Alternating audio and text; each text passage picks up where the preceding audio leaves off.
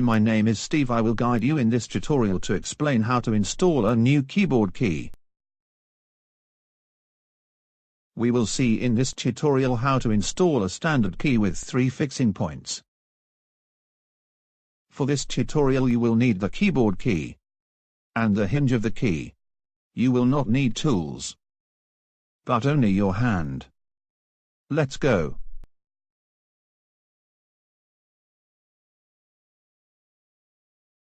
Tilt the inner part of the hinge. Then hang the inner part of the hinge on the left fastener. And finally fold the outer part of the hinge to hang on the 2 right fasteners. Take the key in the right direction, so that the clips of the key are correctly positioned. And finally clip the key on the keyboard with slight pressure.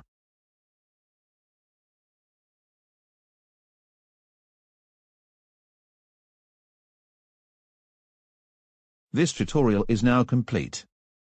You can also check our other videos for other types of keys. If you need to replace your rubber cup, see the dedicated tutorial on this topic. And finally, for all your keyboard key replacement requests, contact us directly on our website laptopkey-europe.com. See you soon.